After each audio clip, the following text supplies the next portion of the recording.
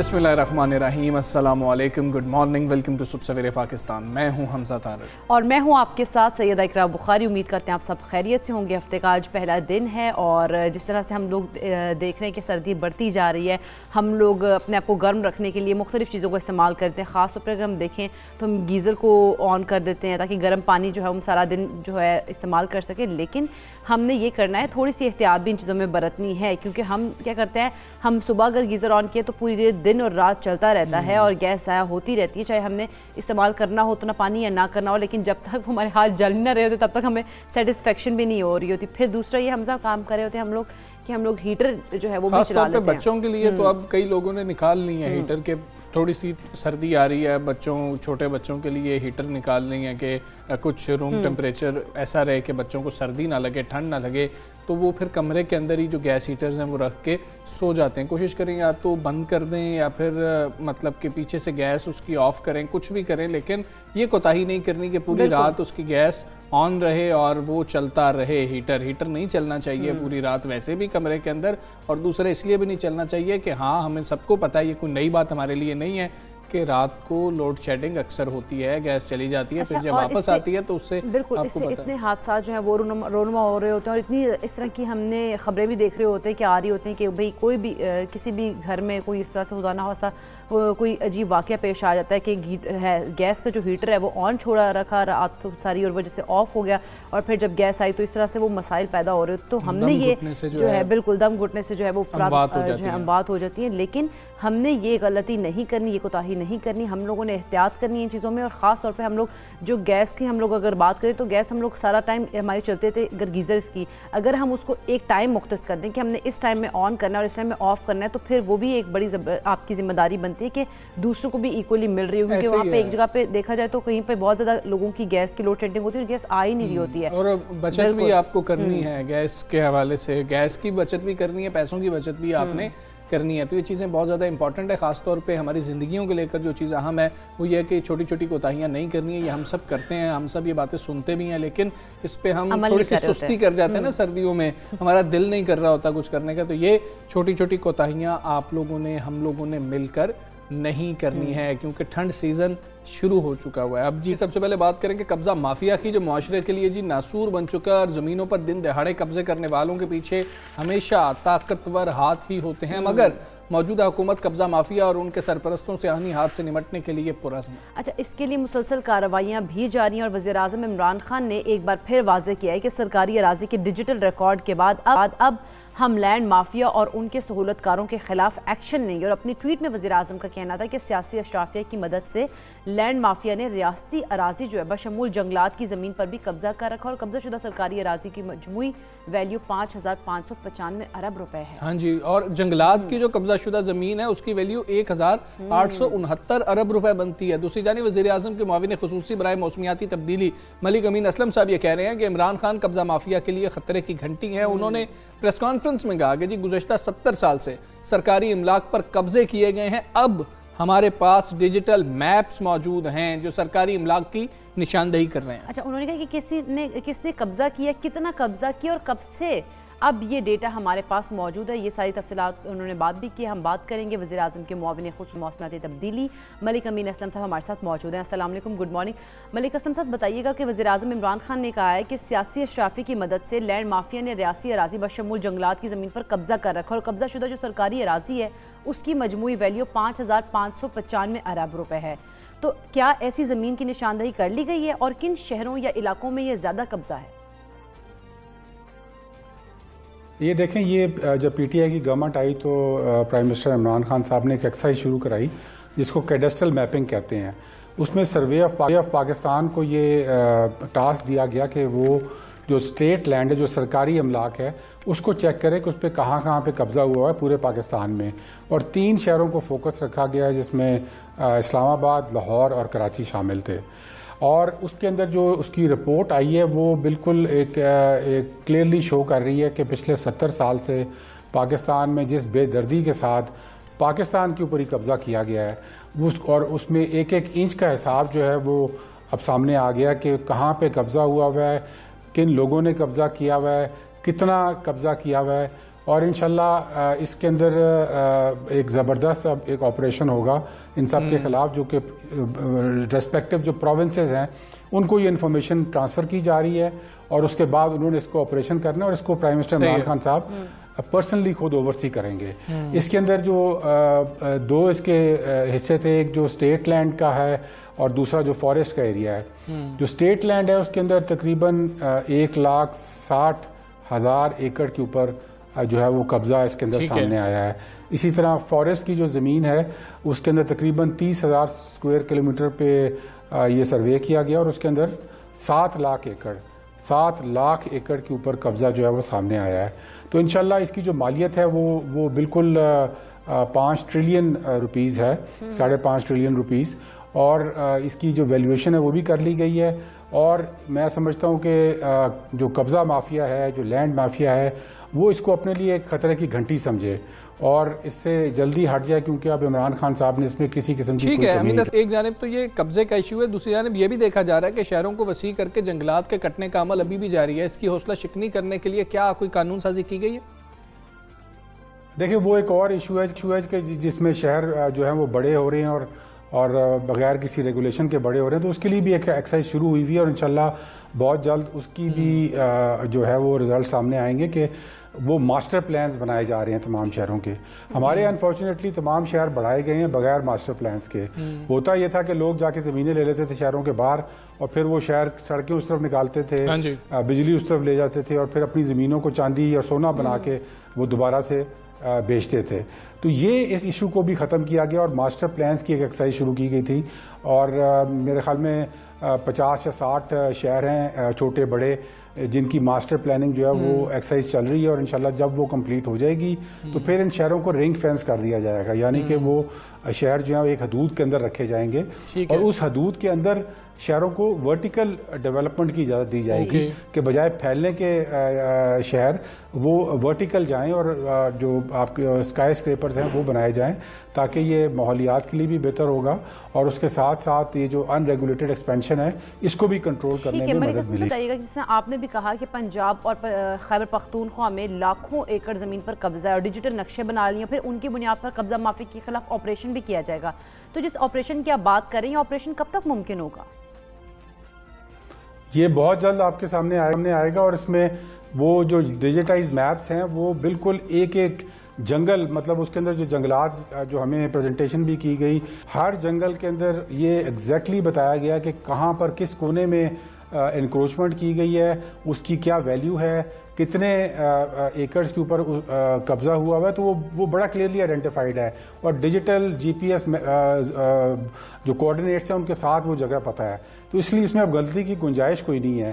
اب یہ ڈیٹا ہم نے ٹرانسفر کرنا ہے صوبائی محکموں کو، اور صوبائی محکموں کا کام ہوگا کہ اس کو انفورس کرا کے وہ زمین واپس لی جائے. یہ پاکستانیوں کی زمین ہے، یہ پاکستان کے ٹیکس پیئرز کی زمین ہے، جو کہ قبضہ لوگ کرتے تھے اس کے اوپر سیاسی پش پناہی کے ساتھ، اور پھر وہ قابض رہتے تھے اس کے اوپر، اور سیاست ہی اسی بنیاد پہ ہوتی تھی کہ یہ قبضے جو کہ ان زمینوں پہ کیے جاتے تھے ان سے آمدن اتنی ہوتی تھی. میں آپ کو ایک ایگزامپل دیتا ہوں کہ جو بلو کی فارسٹ کے اندر 2500 ایکڑ کے اوپر ایک قبضہ تھا جو کہ خالی کرا کر وہاں پر جنگل لگایا گیا ہے. لیکن یہ 2500 ایکڑ جب قبضہ والوں کے پاس تھا، وہ اس سے سال کے 10 سے 15 کروڑ روپے ٹھیکہ کماتے تھے. تو جب جس کسی کو مفت کا 10 سے 15 کروڑ روپے مل رہا تو وہ تو بڑا سیاست آسان ہو جاتی ہے. تو یہ سیاست کا رخ انشاءاللہ تبدیل کرے گی یہ جو ایکسرسائز ہوگی. اور یہ امین اسلم صاحب ورلڈ رسک انڈیکس کی بات کریں، اس میں پاکستان دنیا کے ان 10 ممالک میں شامل ہے جو ماحولیاتی تبدیلی سے شدید ترین متاثرہ ہیں. پاکستان اس فہرست میں 6 نمبر پر ہے. ویسے اس حوالے سے کیا مزید انیشیٹیوز لیے جا رہے ہیں گورنمنٹ کی جانب سے؟ دیکھیں اس میں بہت سارے انیشیٹیو لیے گئے ہیں. ایک ہمارا جو 10 بلین ٹری سونامی پروجیکٹ ہے وہ بھی اسی انیشیٹیو کا حصہ ہے کہ اس ملک میں فارسٹ کور کو ختم کیا گیا ہے. یہ جو ڈیٹا ہے یہ بھی یہی شو کر رہا ہے کہ جب 7 لاکھ ایکڑ آپ کے فارسٹ کے جو کہ فارسٹ کی زمین ہے اس کو قبضہ کر کے اس کے اوپر فصلیں اگائی گئی ہیں اور وہ فصلیں اگا کے مختلف لوگ جو ہیں اس میں سے قبضہ مافیا کے جو ہیں وہ کما رہے ہیں. صحیح ہے. تو یہ پھر آپ کا فارسٹ کہاں بچنا ہے؟ لیکن اب ہم فارسٹ کو بچانے کی طرف لے کر جا رہے ہیں. اور جس طرح کے پی میں جب بلین ٹری سونامی سکسیسفل ہوا تھا تو اس میں زیرو ٹالرنس تھی ٹورڈز ٹمبر مافیا, وہاں پر ٹمبر مافیا تھی. اسی طرح اب یہ قبضہ مافیا جو لینڈ مافیاز ہیں جنہوں نے یہ کام کیا ہوا ہے, یہ صوبائی محکمے جو فارسٹ کے ہیں وہ اس کے خلاف آپریشن کریں گے. جہاں تک آپ نے ماحولیات اور اس کی بات کی, وہ صرف ایک اسموگ کا جو ایشو ہے لاہور کے اندر, اس کی وجہ سے وہاں پر وہ انڈیکس, لاہور کا انڈیکس جو ہے اس میں بالکل آلودگی اس وقت بہت زیادہ ہے لاہور میں, تشویشناک حد تک زیادہ ہوئی ہوئی ہے. اس کی جو وجوہات ہیں وہ بہت ساری ہیں. اس میں ٹرانسپورٹ ہے, اس کے اندر بریک کیلز ہیں, اس کے اندر آپ کے اسٹیل فرنسز ہیں, اس کے اندر آپ کی کراپ برننگ ہے. ان تمام کے اوپر ہم نے ایک اسٹریٹجی بھی بنائی ہے اور بہت سارا عمل درآمد بھی کیا جا رہا ہے. ایک جو اس میں ایشو ہے جو کہ پاکستان کے کنٹرول میں نہیں ہے وہ یہ ہے کہ کراس بارڈر جو آپ کی اسموگ ہے. بالکل, لیکن ملک امین سے ہم بات کریں تو آپ کی گورنمنٹ تو کلین اینڈ گرین پاکستان کے لیے مختلف پروگرامز پر بھی کام کر رہی ہے. اس کا ہمارے ماحول پر کس حد تک مثبت اثر پڑ رہا ہوگا, اور پھر ہم اگر فیوچر کی بات کریں تو کون کون سے پلانز ہیں اس حوالے سے؟ دیکھیں ہمارے بہت سارے پروجیکٹس چل رہے ہیں. اس کے اندر جو جس طرح میں نے بتایا 10 بلین ٹری سونامی پروجیکٹ ہے جو کہ 2.5 ارب درخت ابھی تک لگا چکے ہیں اس کے تحت. اسی طرح ہمارا پروٹیکٹڈ ایریا انیشیٹو ہے جہاں پر ولڈرنس ایریاز کو ہم پاکستان کی اللہ تعالیٰ نے اس ملک کو بہت نعمتوں سے نوازا ہوا ہے, اس کے اندر ہم ان ولڈرنس ایریاز کو بڑھا رہے ہیں. پھر ریچارج پاکستان ہے کہ ہمارا جو پانی آتا ہے ہر سال جس کو ہم ضائع کر دیتے ہیں سمندر کے اندر, اس پانی کو کس طریقے سے ہم نے کنزرو بھی کرنا ہے اور اس سے ہمارے ویٹ لینڈس کو ہم نے ریسٹور کرنا ہے. وہ پروجیکٹ بھی انشاءاللہ اسی مہینے سٹارٹ ہو رہا ہے. اس کے ساتھ جو کلین گرین انڈیکس ہے ہماری جو کہ پہلے 18 شہروں میں تھی, اب ہم نے اس کو 90 شہروں تک ایکسٹینڈ کر دیا تاکہ ہمارے سالڈ اور لیکوڈ ویسٹ کے ایشوز کو حل کیا جائے. یہ تمام جو ہے یہ ایک ڈائریکشنل شفٹ ہے اور اس میں پاکستان اس وقت دنیا کا لیڈر ہے. اب پاکستان دنیا میں ماحولیات کے شعبے کے اندر, ابھی میں COP 26 سے آ رہا ہوں, وہاں پر فارسٹری کے اندر جو انہوں نے 3 ٹاپ ملک چنے اس کے اندر پاکستان شامل تھا. نیچر پرفارمنس کے اوپر انہوں نے جو 4 دنیا کے ٹاپ ملک چنے اس کے اندر پاکستان شامل تھا. تو پاکستان جو عمران خان صاحب کے یہ جو کلائمیٹ ویژن ہے اس کے اوپر, تو پاکستان اس وقت دنیا میں ایک لیڈرشپ رول کے اندر ہے. تو انشاءاللہ ہم ان تمام جو باتیں ہیں, جو پلانز ہیں, ان کو اب امپلیمنٹ کر بھی رہے ہیں اور مزید بھی کریں گے, اور اس کو ایک پاکستان کو ایک کلین گرین پاکستان ملک امین اسلم صاحب بہت شکریہ آپ کا. صبح سویرے پاکستان سے آپ بات کر رہے تھے, جو قبضہ کیا ہوا ہے سرکاری اراضی پر خاص طور پر اس پہ گفتگو کی, اور ساتھ ہی بڑے مسائل ہیں. ابھی بھی آپ دیکھیں تو آج بھی اسموگ میں, مطلب اگر ہم بات کریں تو پہلے نمبر پر جو ہے وہ لاہور ہے اور 10ویں نمبر پر آج بھی کراچی ہے پاکستان میں. حمزہ, لیکن اگر ہم دیکھیں تو اسموگ کافی زیادہ ہے, ایگزیکٹلی پولوشن اتنی زیادہ بڑھ گئی ہے, اور وہ جو چیزیں ہیں جس طرح سے ان کو کرنا چاہیے تھا میرا خیال ہے اس طرح سے ہو نہیں پائی ہیں. تبھی ایک دفعہ ہم دیکھ رہے ہیں کہ دوبارہ سے اس دفعہ میں اس سال جو ہے پچھلے سال کی نسبت اس سال میں اوور نائٹ ویسے مسائل حل بھی نہیں ہوں گے, ایک وقت لگے گا. خیر ہم آگے بڑھتے ہیں اور بات کریں گے کچھ تعلیم کے حوالے سے. ہم ویسے بنیادی مسائل سے ہی نہیں نکل پا رہے ہوتے ہیں تو ہم ایسی چیزوں کے اوپر بات ہی نہیں کر پاتے کہ جو پوری دنیا میں اس وقت ہو رہی ہے. ٹیکنالوجی اور تعلیم کو اب آپ بالکل بھی علیحدہ کر ہی نہیں سکتے ہیں. تعلیم میں روایتی طریقوں کے ساتھ ساتھ جدید ذرائع تعلیم کا استعمال اب ناگزیر ہو چکا ہے. اچھا, اسی سلسلے میں اساتذہ اور خاص طور پر اسکول لیول کے اساتذہ کے لیے نئی ٹیکنالوجی سے ہم آہنگ ہونا اور اسے استعمال کرنا ایک نیا چیلنج بھی. اور آج دنیا اگر ہم بات کریں تو میٹاورس اور اومنی ورس کی ٹیکنالوجی سے مزین ہو رہی ہے, جس سے تعلیم کی دنیا میں بھی انقلاب برپا ہو رہا ہے. ہاں جی, اور اسی سلسلے میں ورچوئل انوائرمنٹ کے ذریعے تعلیم کا تصور بھی عام ہو رہا ہے, جس کا تجربہ کینیڈا, امریکہ, برطانیہ میں شروع ہو چکا ہے. یہ کانسیپٹ بنیادی طور پر ورچوئل کلاس رومز کا ہے. اس ساری صورتحال کے اوپر ہم بات کریں گے. ہمارے ساتھ ماہر تعلیم موجود عائشہ رزاق. ڈاکٹر عائشہ السلام علیکم, گڈ مارننگ. ویسے تو ڈاکٹر عائشہ ہم بنیادی مسائل سے نہیں نکل پاتے ہیں, ہمارے مسائل ہیں بھی اتنے زیادہ, تو ہم ان چیزوں پر بات کر ہی نہیں پا رہے ہوتے ہیں. لیکن یہ بات کرنا بہت زیادہ ضروری بھی ہے کہ دنیا کس طرف جا رہی ہے, ہم کہاں پر کھڑے ہیں. ٹیکنالوجی کی بات کریں تو اب ہم یہ سوال کر سکتے ہیں کہ ٹیکنالوجی کتنی مؤثر ہے تعلیم میں, یا ہمیں یہ کرنا چاہیے کہ ٹیکنالوجی ناگزیر ہے تعلیم میں؟ جی السلام علیکم حمزہ اور اقرا، واقعی آپ صحیح کہہ رہی ہیں. میں خود بھی یہی سوچ رہی تھی کہ ہم تو بیسک سے ہی نہیں نکل سکے. ابھی تک جو ہماری ڈسکشنز رہی ہیں کہ اسکولس کے اندر بیسک فیسلٹیز ہونی چاہیے، بیسک لٹریسی اور نیومریسی کی اسکلس ہمارے پاس لیکنگ ہیں، ٹیچرس کے پاس بیسک پیڈاگوجیکل اسکلس لیکنگ ہے یا نالج لیکنگ ہے. تو دنیا تو آپ دیکھیں کہاں سے کہاں جا رہی ہے. ہم ابھی یہی ڈسکس کر رہے ہیں کہ ہم نے بکس جو ہیں وہ کون سے پبلشرز کی ہم نے ان کو NOC دینا ہے اور کس کو نہیں دینا، اور کون سا سپلیمنٹری مٹیریل آپ پڑھائیں گے اور نہیں پڑھائیں گے. تو دیکھیں یہ تو خیر ایک نیکسٹ لیول ہے نا، یہ جو ہم ورچوئل ریالٹی کی بات کر رہے ہیں یا اومنیورس یا میٹاورس کی بات کر رہے ہیں، یہ تو ایک یوز آف ٹیکنالوجی یا گیمنگ پلیٹ فارمز، یہ تو ایجوکیشن کو ایک نیکسٹ لیول پہ لے کے جاتا ہے. ہمارے پاس اگر ابھی آپ ٹیکنالوجی کا ایشو دیکھیں، جیسے کووڈ کے اندر خاص طور پہ ایکسپیریمنٹیشن شروع ہوئی ہے، تو ہم تو وہ بیسک مسائل اگین کہ ہمارے پاس انٹرنیٹ کنیکٹیوٹی ہونی چاہیے، بچوں کے پاس لیپ ٹاپ یا ٹیبلیٹس یا اسمارٹ فونس کی ایکسیس ہونی چاہیے. وہ ہمیں پتہ ہے کہ اس کے اندر جیوگرافیکل ایشوز ہیں، اگر آپ غریب ہیں، اگر آپ لڑکی ہیں، آپ کے پاس کم ایکسیس ہے. الیکٹریسٹی ظاہر ہے اس کے اندر ضرورت ہے. پھر ڈیجیٹل لٹریسی کی ضرورت ہے بچوں کو بھی اور ٹیچرس کو بھی. دیکھیں یہ جو ہم بات کر رہے ہیں نا، انفیکٹ میں بات سن رہی تھی ابھی، وہ ابین اسلم صاحب آپ کے پچھلے سیگمنٹ کے اندر بات کر رہے تھے کلائمیٹ چینج کے حوالے سے. اور یہ آرٹیکل جس کو آپ جس کے اندر یہ ورچوئل گیمنگ اور ایجوکیشن تھرو ورچوئل ریالٹی کا ذکر کیا گیا ہے، اس کے اندر فار ایگزامپل یہ مائن کرافٹ پہ ذکر بھی کیا ہے ایک پلیٹ فارم کا ورچوئل ریالٹی آرٹیکل کے اندر، جس میں مختلف آپ ایڈ آن کر سکتے ہیں. So even climate change education کے حوالے سے there is a plugin, there is an add on Minecraft کے اندر، جس کے اندر آپ بچوں کو چھوٹی عمر سے نہ صرف یہ سکھا سکتے ہیں کہ کلائمیٹ چینج کی ریزنز کیا ہیں، یعنی کہ گرین ہاؤس ایفیکٹ کیا ہے، اس کی بیسکس کیا ہیں، بلکہ آپ نے اس کو ٹیکل کیسے کرنا ہے. سو 2-3 موڈز ہیں. ایک تو یہ کہ اگر کلائمیٹ چینج کو ہم نے نہ روکا اور یہ جو ایمیشنز ہے گرین ہاؤس ایفیکٹ گیسز کی، یہ ہم نے نہ روکی، تو اگلے 10, 20, 30 سال میں ہمارا کلائمیٹ اور ہماری ریالٹی کیا ہوگی اور اس کو آپ نے سروائیو کیسے کرنا ہے. سو ایک سروائیول موڈ ہے اس ایجوکیشن ورچوئل ریالٹی کے اندر. دوسرا موڈ وہ ہے جہاں پہ بچے کو یہ بتایا جاتا ہے کہ اگر آپ نے بچنا ہے اس قسم کی کلائمیٹ چینج اور اس قسم کی دنیا میں رہنے سے، تو پھر آپ کو کس قسم کی دنیا بنانی پڑے گی. تو وہ نہ صرف آپ ایز اے سنگل پلیئر اس ورچوئل ریالٹی کے اندر اپنی وہ دنیا بنا سکتے ہیں کہ وہاں پر ہیزرڈس مٹیریلز نہیں ہونے چاہیے، پولوشن کو آپ کیسے روکیں گے، کمیونٹیز کو کیسے سیف گارڈ کریں گے، بلکہ آپ ملٹی پلیئر یعنی کولیبریٹو ایفرٹ سے بھی ایسی دنیا بنا سکتے ہیں. جیسے بھی COP26 میں آپ نے دیکھا ہے کہ دنیا اگری ہی نہیں کر پا رہی کہ ہم نے اپنے آپ کو بچانے کے لیے کیا کرنا ہے. سو وہ جو پرابلم سالونگ ہے، کریٹیکل تھنکنگ ہے، ایک بچپن سے ایک collaborative effort to make our world a better place, یہ آپ گیمنگ کے تھرو بڑے آرام سے بالکل ایسے ہی ہم یہ کر سکتے ہیں. لیکن اگر ہم دیکھیں ہم اور طرف جا رہی ہے، اس طرح بات ہو رہی ہے ورچوئل کلاس رومز کی بات ہو رہی ہے. پھر ہم دیکھتے ہیں کہ جب پینڈیمک کے دوران لاک ڈاؤن میں ہم لوگوں نے ایجوکیشن کے لیے ہم لوگوں نے کیونکہ گھر سے ہم لوگ کر رہے تھے تو ٹیکنالوجی کا استعمال بڑھ گیا تھا. تو ٹیکنالوجی کا جو استعمال ہے وہ تعلیم کے لیے کتنا مؤثر ہے، ہم اس کو کس طرح سے فائدہ مند بنا سکتے ہیں؟ اچھا اقرا، اس میں مسئلہ یہ ہے کہ دیکھیں 2 لیولز ہیں. ایک تو ہم جس لیول کی ابھی پاکستان میں بات کر رہے ہیں وہ یہ ہے کہ بیسک کنیکٹیوٹی پرووائڈ کر دی جائے، لوگوں کے پاس ایٹ لیسٹ گیجٹس تو ہونا تاکہ وہ کنیکٹ تو ہو سکیں. تو وہ چاہے کلاس روم کے اندر آپ نے ہائبرڈ جسے ہم کہتے ہیں کہ کچھ آپ نے ٹیکنالوجی بیس کر لیا، کچھ آپ نے ٹریڈیشنل سٹائل میں کر لیا. ہم ابھی اس کی بات کر رہے ہیں، ہم ابھی اس چیز کی بات کر رہے ہیں کہ فرض کریں اسکول دوبارہ بند ہو جاتے ہیں تو پھر ڈسٹینس لرننگ کیا آپ کر سکیں گے کہ نہیں، کہ ٹیچر کہیں بیٹھا ہو اور بچے ڈفرینٹ جگہوں سے کنیکٹڈ ہو.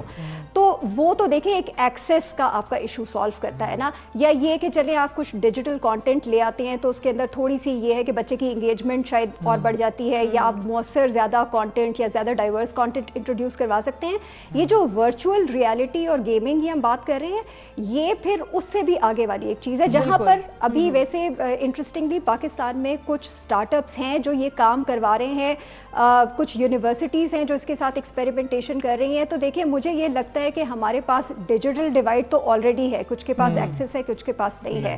کچھ کے ٹیچرز ایسے ہیں جو ان چیزوں سے اپڈیٹڈ رہتے ہیں اور بہت ساروں کے ہیں جو نہیں رہتے. تو ہمارے پاس یہ جو یہ آلریڈی پینڈیمک میں بھی کانورسیشن شروع ہو گئی تھی نا کہ ڈیجیٹل ڈیوائڈ پتہ نہیں ایکویٹی اتنی کریٹ کرے گی یا نہیں. مجھے لگ رہا ہے کہ ڈیوائڈ تھوڑی زیادہ کریٹ کر جائے گی between haves and have nots. یعنی اگر آپ کے پاس ایکسیس ہے، آپ کا سوشیو اکنامک بیک گراؤنڈ ایک سرٹن طریقے کا ہے، تو شاید آپ آ کے نکل جائیں، لیکن اگر نہیں ہے تو شاید پیچھے رہ جائیں. اس پہ ایک چھوٹی سی بات اور کہ یہ دیکھیں یہ جو گیمز جن کا ذکر آرٹیکل کے اندر بھی آیا, یہ ورچوئل ریالٹی جس کی ہم بات کر رہے ہیں, یہ پچھلے 10-20 سال کے اندر ایک ایمرجنگ فینومینا ہے.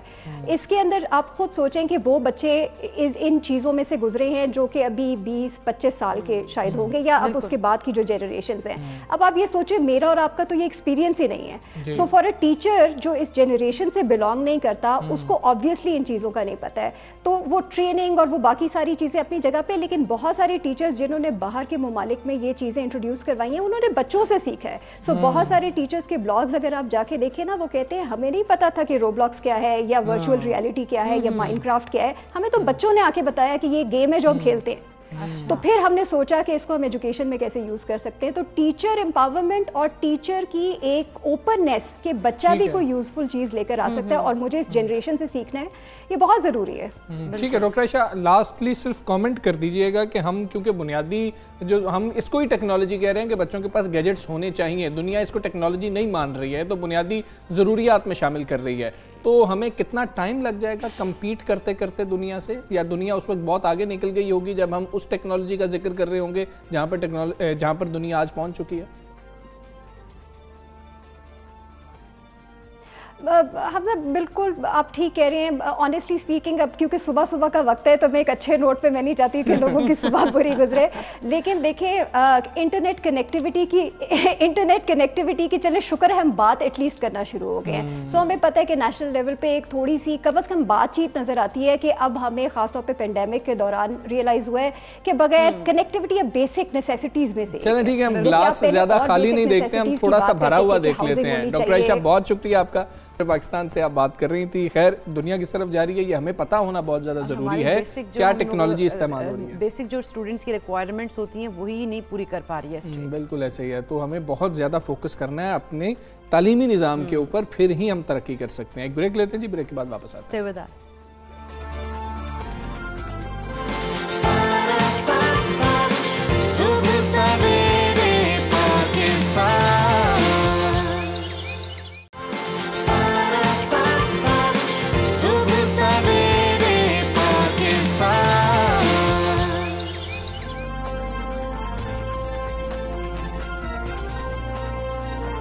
ویلکم بیک ٹو صبح سویرے پاکستان. ہم بات کریں گے کہ ایک اندازے کے مطابق دنیا میں آدھے افراد ایسے ہیں جن کو ان کی ضروریات کے مطابق صحت کی سہولیات میسر ہی نہیں, اور یونیورسل ہیلتھ کوریج کا مقصد کسی بھی شخص کو بغیر کسی مالی مشکلات, تنگی اور رکاوٹ کے جب اور جہاں کی بنیادی صحت کی ضرورت جہاں پہ ہوں وہاں پہ سہولیات ہوں وہاں میسر کرنا ہوتا ہے. ہاں جی, اور اس کو عملی جامہ پہنانے کے لیے ایسے افراد اور کمیونٹی کی ضرورت ہے جن کی اعلیٰ معیار کی صحت کی سہولیات تک رسائی حاصل ہو تاکہ وہ اپنی اور اپنے اہل خانہ کی صحت کا خیال بھی رکھ سکیں. ہیلتھ سروسز صرف بیماریوں کے علاج کرنے کے لیے نہیں ہے بلکہ یہ صحت کے اصول کا ایک مکمل نظام ہے. صحت کی دیکھ بھال کے لیے کئی اقسام کی ہیلتھ سروسز کی ضرورت ہے. ایسے میں بیماریوں کے علاج کے ساتھ ساتھ ان سے بچنے اور ان بیماریوں کی آگاہی بھی اتنی ہی ضروری ہے. بالکل اسی طرح حمزہ اگر ہم بات کریں پروموشن سروسز, صحت مندانہ طرز عمل کو فروغ دینے اور صحت کے لیے خطرے کے خلاف حفاظت کرنے کے لیے بھی اہم ہے. اور بدقسمتی سے اگر ہم پاکستان کی بات کریں تو پاکستان میں عوام کو صحت کی معیاری سہولیات ہی میسر نہیں, اور ہمارے طبی اور عوامی صحت کی جو تعلیم, تربیت, عمل اور تحقیق ہے اس کو یونیورسل ہیلتھ کیئر کے ساتھ منسلک کرنے کی ضرورت ہے. ہاں جی, دیکھیں نا طبی کالجز جو ہیں اور عوامی صحت کے سکولز ہیں ان میں طلبہ کو UHC کے حوالے سے آگاہ کیا جانا بہت زیادہ ضروری ہے. یہ معاملہ ہے کہ اسی پر ہم بات کریں گے. سابق معاون خصوصی ڈاکٹر ظفر مرزا صاحب ہمارے ساتھ موجود ہیں. ڈاکٹر صاحب السلام علیکم, گڈ مارننگ. پاکستان جیسے ملک کی اگر ہم بات کر رہے ہیں, صحت کا نظام جس پستی میں ہے آپ جانتے ہی ہیں, اور بطور ہیلتھ ایکسپرٹ بھی آپ زیادہ بہتر جانتے ہیں, معاون خصوصی بھی آپ رہے, آپ کو پتہ ہے. ایسے میں یونیورسل ہیلتھ کوریج جو ہے اس کو کس طرح سے ممکن بنایا جا سکتا ہے اور یہ ہے کیا, یہ بھی ہمیں ذرا بتائیے گا. جی بہت شکریہ. یونیورسل ہیلتھ کوریج کا بڑا سادہ مطلب یہ ہے کہ تمام لوگوں کو ان کی ضروریات کے مطابق جو ضروری صحت کی سہولیات ہیں وہ میسر ہوں. تو یہ بالکل ممکن ہے اور اس کے لیے کچھ منصوبہ بندی کی ضرورت ہے. صحت سہولت کارڈ کا اور جو اسینشل ہیلتھ سروس پیکج ہے, یہ جب دونوں چیزیں آپس میں مل جائیں گی اور جو لوگ پے نہیں کر سکتے ان کو صرف ہسپتال میں داخلے کی صورت میں نہیں بلکہ آؤٹ پیشنٹ ڈپارٹمنٹ یعنی جو ڈیلی کے عام ان کی جو ضروریات ہوتی ہیں پرائیویٹ سیکٹر سے، ان کو جب مفت ملنا شروع ہو جائیں گی انشورنس کی صورت میں، تو پھر ہم یہ کہہ سکیں گے کہ پاکستان میں یونیورسل ہیلتھ کوریج کا نظام جو ہے وہ رائج ہو رہا ہے۔ ٹھیک ہے، تحریک انصاف کی حکومت جو ہے وہ بڑی شدومت سے ہیلتھ کارڈ کو صحت کے نظام میں ایک انقلابی تبدیلی قرار دے رہی ہے، آپ سمجھتے ہیں کہ واقعی یہ ایک انقلابی تبدیلی ہے؟ وہ لوگ، وہ خاص طور پہ غریب لوگ، گھرانے کہ جن کے گھر میں جب کوئی پہلے بیمار ہو جاتا تھا اور ان کو نجی شعبے میں جا کے، پرائیویٹ ہاسپٹلز میں جا کے داخل ہونا پڑتا تھا، تو وہ اس کا خرچہ برداشت نہیں کر سکتے تھے، ان کو قرضے لینے پڑتے تھے، ان کو ادھار لینے پڑتے تھے، ان کو اپنی چیزیں بیچنی پڑتی تھی، کیونکہ بہت مہنگا ہے یہ سارا کام۔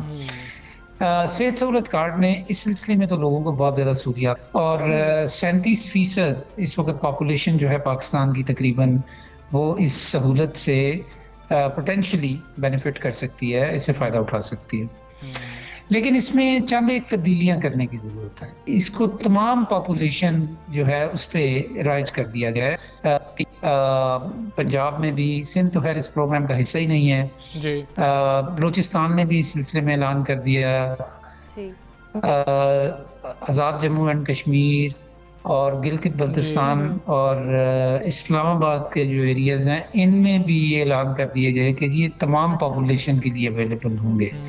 میرا خیال ہے ہمیں صحت سہولت کارڈ مختص کرنا چاہیے صرف ان لوگوں کے لیے کہ جو پے نہیں کر سکتے، اس کو امیر لوگوں کو نہیں دینا چاہیے۔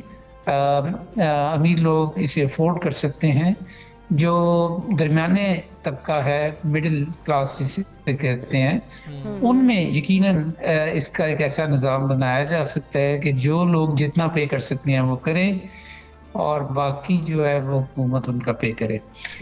لیکن تمام لوگوں کے لیے اس کو رائج کر دینا اس طریقے سے، یہ خیال ہے جو صحیح استعمال نہیں ہے۔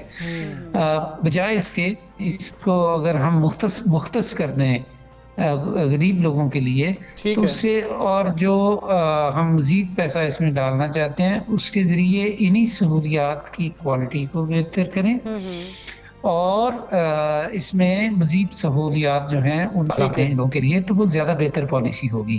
لیکن دوسری طرف یہ بھی ہے کہ یقیناً سیاسی اس سے بہت فائدہ ہے، کیونکہ جب کہ جی ہماری حکومت نے تمام لوگوں کو یہ کارڈ دے دیا ہے، تو ظاہر ہے کہ اس سے بہت یہ ایک امپریسو چیز لگتی ہے، اور اس کا یقیناً سیاسی فائدہ ہوگا۔ لیکن میرا یہ خیال ہے کہ بنیادی صحت کی سہولتوں کے سلسلے میں ہمیں سیاست سے بالا ہو کے سوچنا چاہیے۔ ٹھیک ہے ڈاکٹر صاحب، یہ کہیے گا کہ پاکستان کی آبادی کا بڑا حصہ جو ہے وہ رہائش پذیر ہے، ایسے میں پرائمری ہیلتھ کیئر کی فراہمی کو یقینی کیسے بنایا جا سکتا ہے؟ اس نظام کا سب سے زیادہ فائدہ جو ہے وہ غرباء کو اور دیہی علاقوں میں رہنے والے لوگوں کو ہونا چاہیے اور ہو سکتا ہے، بشرطے کہ اس سلسلے میں منصوبہ بندی ٹھیک طریقے سے کی جائے۔ اور میرا ہمیشہ سے یہ خیال ہے، اور میں اس کا بہت زیادہ پرچار کرتا ہوں، اور جب میں منسٹر تھا تو اس سلسلے میں بہت کام بھی شروع کر دیا تھا، کہ پاکستان میں ان کے اوپر ہمیں مزید خرچ کرنا چاہیے، ان کے معیار کو بہتر کرنا چاہیے، یہاں پہ ادویات اور عملے کی دستیابی ہونی چاہیے، اور یہاں پہ لوگوں کو ریلائبل سروسز ملنی چاہیے۔ تو اس کا ایک فائدہ تو ہے لوگوں کو ہوگا ہی کہ ان تک یہ سہولیات پہنچیں گی، لیکن دوسرے اس کا فائدہ یہ ہوگا کہ ہمارے ہسپتالوں میں جو بے انتہا رش ہے وہ کام ہوگا ہسپتالوں میں، اور وہ سرکاری ہسپتالوں میں جو رش ہے اس کی وجہ یہی ہے کہ پرائمری ہیلتھ کیئر پاکستان میں کام نہیں کر رہی، یا جس طرح اسے کام کرنا چاہیے اس طرح نہیں کر رہی، اور خاص طور پہ دور افتادہ علاقوں میں، اور جو پسماندہ ہمارے ضلع ہیں ان میں اس کی جو پرفارمنس ہے پرائمری ہیلتھ کیئر کی وہ بہت قابل تشویش۔ ڈاکٹر صاحب، اگر ہم سندھ کی بات کر لیں، آلدو اس میں یہ انکلوڈڈ نہیں ہے، لیکن سندھ میں اگر ہم دیکھیں تو صحت کی سہولتوں کی فراہمی کے حوالے سے بھی آوازیں اٹھتی رہتی ہیں، اور صحت سہولت پروگرام میں سندھ کی عدم شمولیت سے وہاں کے عوام کی صحت کس حد تک متاثر ہوگی، اور آپ اس بارے میں کیا تجاویز جو ہے وہ دیں گے؟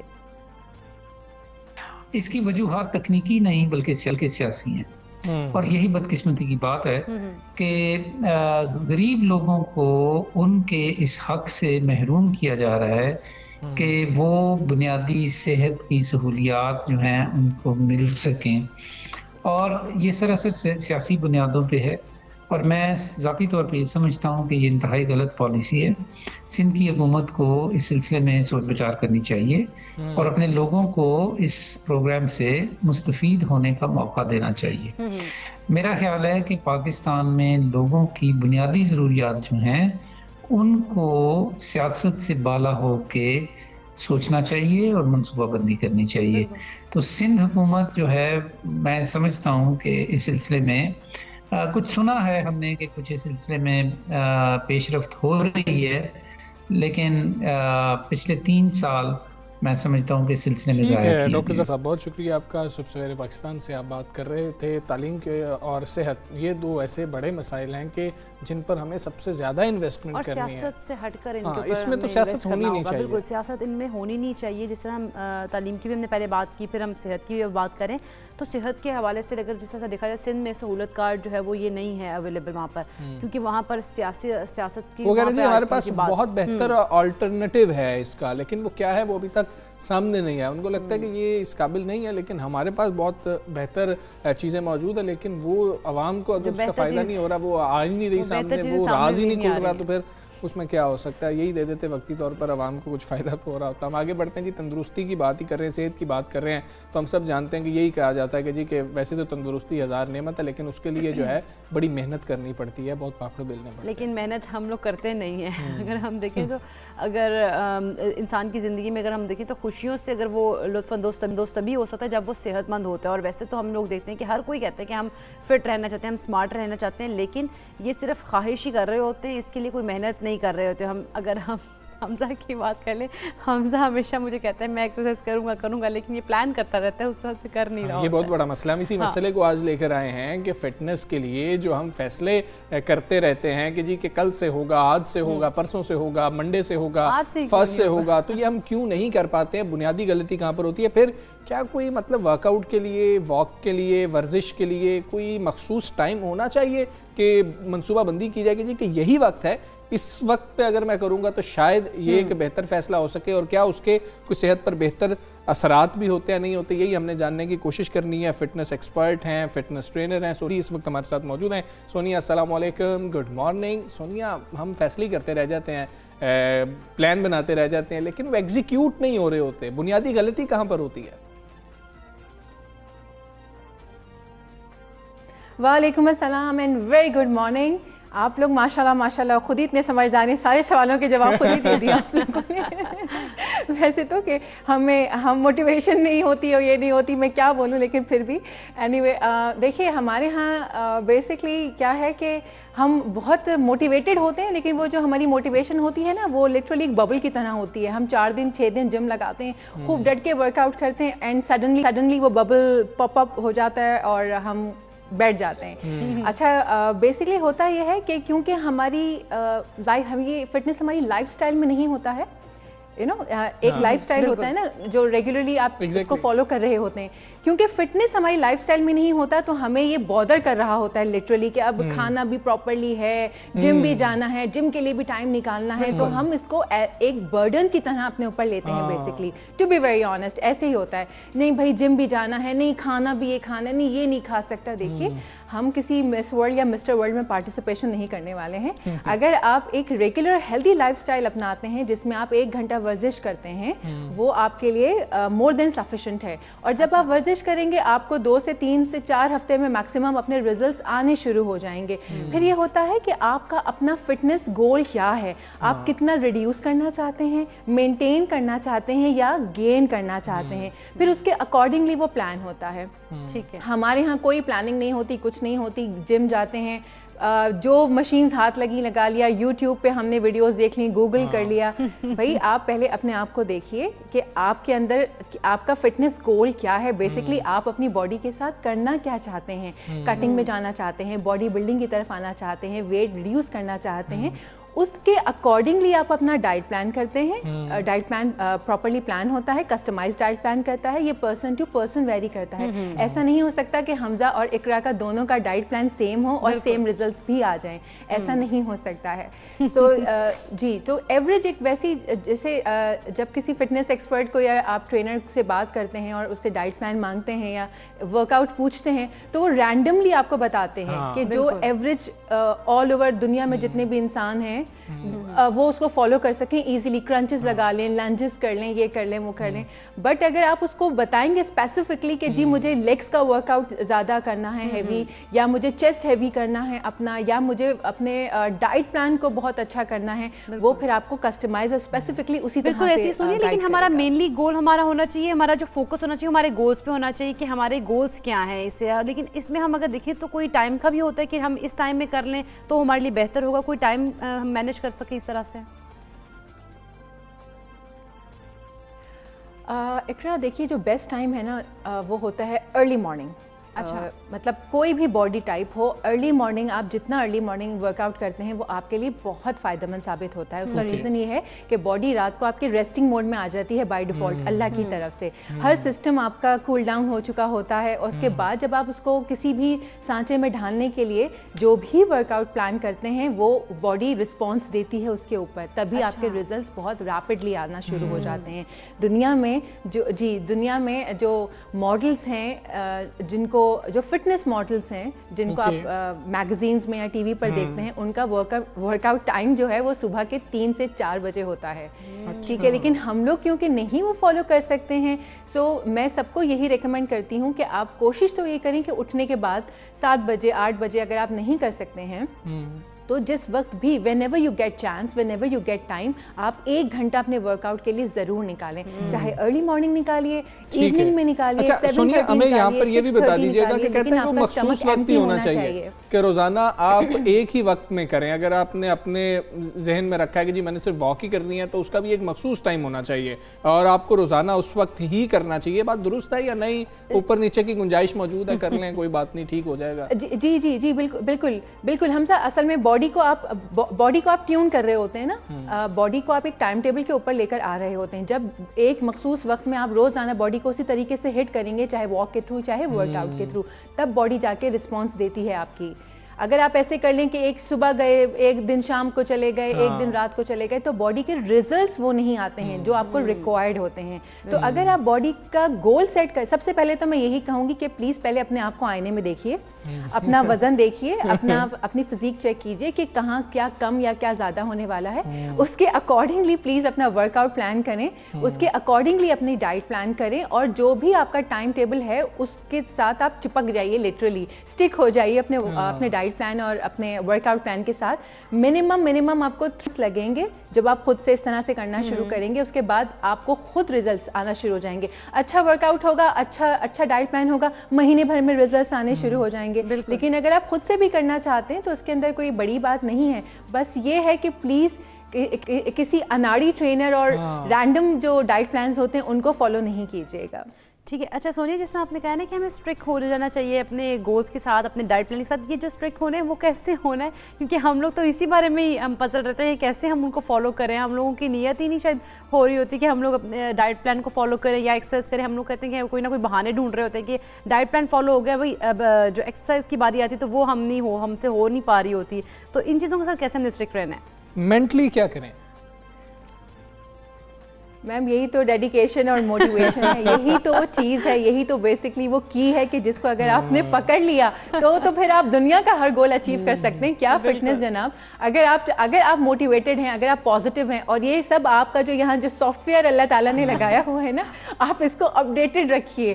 اور یہ موٹیویشن جو ہے, دیکھیں میں جتنی موٹیویشن دے دوں, میں جتنی ٹریننگز بتا دوں, میں جتنے کھانے بتا دوں, میں صرف بتا سکتی ہوں, کرنا یا نہ کرنا آپ لوگوں کا کام ہے. بالکل ایسی ہے, پہلا قدم ایک شخص نے خود ہی اٹھانا ہے, جی وہ اس کے بعد کچھ بہتری ہوتی جائے گی. لیکن آپ نے سونیا میں یہاں پر یہ بھی بتانا ہے, آپ نے اناڑی لوگوں سے جتنی موٹیویشن دے دیں, جتنے پروگرامز کر لیں. ہاں ٹھیک ہے, اناڑی لوگوں سے آپ نے ہمیں کہا کہ جی کہ بچ کے رہنا ہے. لوگ یوٹیوب پہ جاتے ہیں, اب سب سے آسان ذریعہ وہی ہے کچھ بھی سیکھنے کا, اب ہم کوتاہی کیا کرتے ہیں وہاں پر کہ ایک ہی ایکسرسائز ہے کارڈیو ہی کرتے رہیں گے یا پھر ہم چیسٹ کی ایکسرسائز ہی کرتے رہیں گے. کیا ایکسیسو ایکسرسائز یا ورک آؤٹ سے بھی کچھ پرابلمز ہو جاتے ہیں آپ کے مسلز کے حوالے سے؟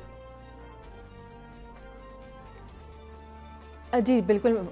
پہلے ہم یہ آپ نے 2 کویسچنز بیسکلی ایک ساتھ کر دیے. میں اس کو تھوڑا سا سپریٹ کرنا چاہوں گی. یوٹیوب پہ جو ویڈیوز دیکھ کے ہم ورک آؤٹ کرتے ہیں وہ ہم ٹی وی پہ دیکھ رہے ہیں. اس بندے نے کیا اینگل لیا ہوا ہے, وہ کتنا اس کا نی, اگر وہ لیگس کا ورک آؤٹ کر رہا ہے کتنا پریشر دے رہا ہے, لیگ اس کا اسٹف ہے, اس کا لیگ بینڈ ہے, کتنے اینگل پر بینڈ ہے, یہ تو آپ کو پتہ نہیں ہے. اور وہ تو صرف کمرشلی کر رہا ہے نا. اگر وہ سکھانے کے لیے کر بھی رہا ہے تو وہ اتنی ڈیٹیل ویڈیو نہیں ہوتی. جب آپ فزیکلی کسی کے سامنے کھڑے ہو کر سمجھاتے ہیں کسی چیز کو, آپ اس کا نی ٹھیک کرتے ہیں, آپ اس کا پوسچر ٹھیک کرتے ہیں, کیونکہ پوسچرز میٹرز اے لاٹ. اگر یہ چیز صحیح نہیں ہوتی ہے تو آپ کا ورک آؤٹ ٹھیک سے آپ کا مسل ہی ہٹ نہیں ہوگا. اگر آپ کا پوسچر ٹھیک نہیں ہے, آپ اس نے 4 kg اٹھا کے کیا ہوا ہے, آپ کو ہو سکتا ہے 6 kg ریکوائرڈ ہو, آپ کو ہو سکتا ہے اس سے کم ریکوائرڈ ہو. سو یوٹیوب پر ویڈیوز دیکھ کے آپ صرف آئیڈیا لے سکتے ہیں, اس کے ساتھ آپ ورک آؤٹ نہیں کر سکتے. دوسری بات آ جاتی ہے ایکسیسو ورک آؤٹ کی, تو آپ کی باڈی کی شیپ بگڑ جاتی ہے. آپ کر رہے ہیں یا تو مسل اتنا پمپ اپ ہو جاتا ہے, یا آپ کا مسل رپچر ہو جاتا ہے, یا آپ کی مسل اسٹف ہو جاتے ہیں, بہت سارے پرابلمز آ جاتے ہیں. سو میں یہی سب سے کہتی ہوں کہ پلیز کوشش کریں. جو سرٹیفائڈ ٹرینرز ہوتے ہیں, جو جمز میں آج کل ماشاءاللہ بڑا اچھا ایک ہمارے ہاں یہ ٹریڈیشن ہو گیا ہے کہ سرٹیفائڈ بالکل سونیا, ہمیں سرٹیفائڈ ٹرینرز کے پاس جانا چاہیے. بہت شکریہ آپ کا, سب سے میرے پاکستان کا آپ حصہ بنی. ہمیں یہاں پر ایک بریک لینی ہے جی, بریک کے بعد واپس آتے ہیں. Stay with us.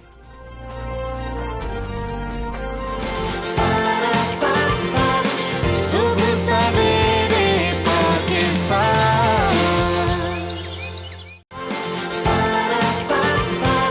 صبح سویرے پاکستان. بات کریں گے سندھ کے حوالے سے. پیپلز پارٹی مسلسل سندھ میں 3 بار حکومت بنانے کے باوجود صوبے کے بنیادی مسائل حل کرنے میں فی الحال ناکام ہی نظر آ رہی ہے. صوبے میں قانون کی بالادستی قائم ہے, نہ ترقیاتی منصوبے آگے بڑھ رہے ہیں. ہو کیا رہا ہے, وہ صرف دعوے ہو رہے ہیں. بالکل, دعووں کے علاوہ ہمیں کوئی کام دکھائی نہیں دے رہا ہوگا. ہم بات کریں کراچی کی تو ملک کا سب سے بڑا تجارتی شہر ہے اور بندرگاہ کی موجودگی سے اس کی حیثیت تجارتی انجن کی سی ہے. مگر اس شہر کی شناخت جو ہے وہ کچرے کے ڈھیر, ٹوٹی پھوٹی سڑکیں, بےہنگم عمارتیں اور تجاوزات بن کر رہ گئیں. اور پیپلز پارٹی 18ویں ترمیم کے بعد صوبائی اختیارات کا مکمل فائدہ لینے کے باوجود بھی ترقیاتی کام اور دیگر جو بنیادی مسائل ہیں وہ نہیں حل کرا سکتے. اچھا دوست جانب, یہ بات بھی درست ہے کہ وفاقی حکومت بھی سندھ کے مسائل حل کرنے کے حوالے سے ابھی تک صرف دعوے کرتے ہوئے نظر آ رہی ہے. اور کیونکہ بہت زیادہ بحث چل رہی ہے, پھر 18ویں ترمیم کا معاملہ اپنی طرف ہے, سندھ گورنمنٹ جو ہے وہ اس حوالے سے بہت زیادہ بات چیت کر رہی ہوتی ہے. مگر اس حقیقت کو جھٹلانا ممکن نہیں ہے کہ پاکستان پیپلز پارٹی سندھ میں گزشتہ 13 برسوں سے حکمرانی کے مزے تو لوٹ رہی ہے. اب وفاق اور سندھ حکومت کے درمیان افسران کے تبادلوں پر ایک نیا تنازع بھی کھڑا ہو گیا. بالکل ایسی صوبائی کابینہ نے وفاق کی سندھ پولیس کے افسران کی تجویز مسترد کر دی, جس کے بعد اسٹیبلشمنٹ ڈویژن نے تمام افسران کو ریلیف کرنے کے لیے سندھ حکومت کو خط لکھ دیا. اور چند روز قبل وزیر اعظم کی روٹیشن پالیسی کے تحت بیوروکریسی میں بھی اکھاڑ پچھاڑ کی گئی تھی. ہاں جی, جس پر وزیر اعلیٰ سندھ نے اسٹیبلشمنٹ ڈویژن کو خبردار کرتے ہوئے کہا تھا کہ جھگڑا سندھ حکومت کے ساتھ ہے, آپ افسران کو تنگ نہ کریں. گورننس کے مسائل جو ہیں وہ کھڑے ہو جائیں گے. اس ساری صورتحال کے اوپر بات کریں گے. ہمارے ساتھ موجود ہیں سابق ایڈیٹر کراچی فہیم الزمان صدیقی صاحب. فہیم الزمان صدیقی صاحب السلام علیکم, گڈ مارننگ. سر یہ پہلے ذرا گورننس کی بات کر لیتے ہیں. یہ جو تبادلے ہو رہے ہیں, اکھاڑ پچھاڑ ہونے کی بات ہو رہی ہے, تنازع کھڑا ہو گیا ہے سندھ حکومت اور وفاق کے درمیان, آپ کو کس کا موقف زیادہ درست لگ رہا ہے؟ دیکھیے, مسئلہ کس کے موقف کا نہیں ہے, اصول کا ہے. اصول اگر 3 سال سے زیادہ اگر اسٹیبلشمنٹ ڈویژن کسی کو کسی ایک مقام پہ نہیں پوسٹ رکھنا چاہتی تو اسٹیبلشمنٹ ڈویژن کا پورا رائٹ بنتا ہے کہ اس کو روٹیٹ کرے.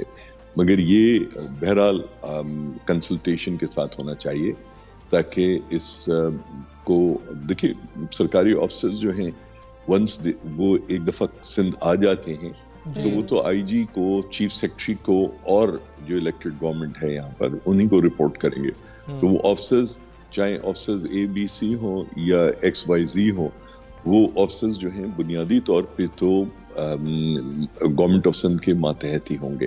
شاید ان کو ایڈجسٹمنٹ کے لیے جو ہے تھوڑا سا ٹائم لگے. اچھا, جن آفیسرز کی بات ہو رہی ہے جن کو ہٹانے کی یا یہاں سے روٹیٹ کرنے کی, میں ان میں سے کئی کو ذاتی طور پہ جانتا ہوں. وہ کوئی نوٹوریس آفیسرز نہیں ہیں, وہ جو ہیں خاصے پروفیشنل آفیسرز ہیں. تو اب بہرحال اس کو جو ہے آئین میں رہتے ہوئے حل کیا جانا چاہیے، اسٹیبلشمنٹ ڈویژن کو بھی، اور سندھ کی جو بیوروکریسی ہے، جو چیف سیکرٹری ہیں، ان کو اس معاملے کو، اس کو ایک غیر ضروری مسئلہ نہیں بنانا چاہیے، غیر ضروری مسئلہ ہے نہیں. جو بھی افسر آئے گا سندھ میں وہ آ کے کام کرے گا، تو جو سندھ کے پولیٹیکل ماسٹرز ہیں یا آئی جی ہیں، چیف سیکرٹری، ان کی ڈائریکشن پہ ہی کام کرے گا. جی ٹھیک ہے. اچھا سر، لیکن یہ جو سندھ کے بنیادی ہم اگر مسائل کی بات کریں، ان کی اصل آپ کو حل ہونے نہ ہونے کی وجہ کیا نظر آتی ہے؟ کیا پولیٹیکل ول کی کمی ہوتی ہے یا پھر صلاحیت کی کمی ہے؟ دیکھیے، it's not just political will یا صلاحیت. دیکھیے، جہاں تک سندھ کی میں جو پولیٹیکل پارٹی یا جو پولیٹیکل لوگ اس وقت گورنمنٹ میں ہیں، پاکستان پیپلز پارٹی، یہ بہت ہی سیزنڈ وہ ہیں. مطلب ایسا نہیں ہے کہ جیسے پی ٹی آئی کے لیے تو آپ کہہ سکتے ہیں کہ پہلی بار حکومت میں آئے. گورنمنٹ آف سندھ کے اندر جو مینیجرز ہیں، چاہے مراد علی شاہ صاحب ہوں یا یہ پچھلے کم از کم، جیسے مراد علی شاہ صاحب پہلے فائنانس منسٹر تھے سندھ کے، پھر اب چیف منسٹر ہیں، ٹھیک ہے. تو یہ بہت ہی منجھے ہوئے اور پولیٹیکلی ایروڈائٹ جس کو ہم کہتے ہیں وہ لوگ ہیں. اچھا، اب مسئلہ یہ ہے کہ ایجنڈا کیا ہے. اگر سندھ کی موجودہ گورنمنٹ کا ایجنڈا سندھ کے لوگوں کی بہتری ہے یا سندھ کی بہتری ہے، تو اس کے لیے دو چیزیں چاہیے. ایک کوالٹی گورننس اور دوسری ہے وسائل. وسائل ایمانداری کی بات ہے، جو سندھ کے ضرورت بنتی ہے وہ وسائل سندھ کو نہیں ملتے. آپ کراچی کو ہی دیکھ لیجئے، لٹرلی ٹکے دیے جاتے ہیں کراچی کو. اچھا، پھر ایک بڑا مسئلہ جو ہے وہ مادر پہ آزاد کرپشن ہے.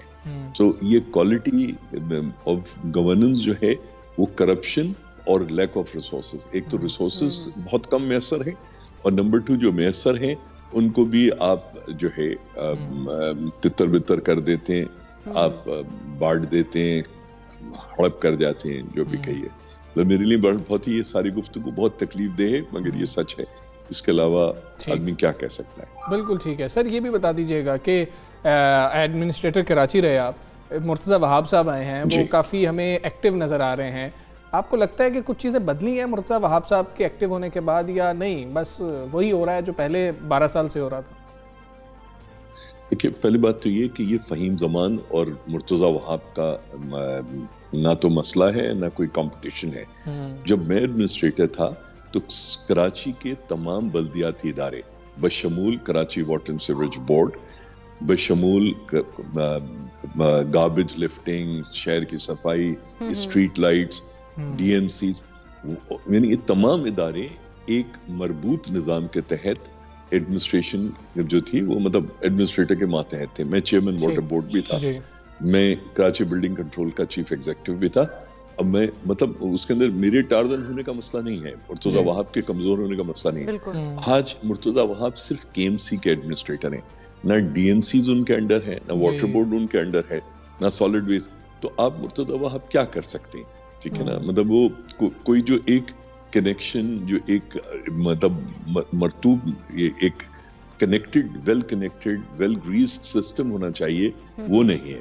اب اس وقت سارے جو میجر میونسپل فنکشنز ہیں وہ سارے کے سارے منسٹر لوکل گورنمنٹ، ان کے نیچے سیکٹری لوکل گورنمنٹ اور ان کے نیچے ڈی جی، تو وہ کرتے ہیں. تو ایک آدمی کا یہ مسئلہ ہے.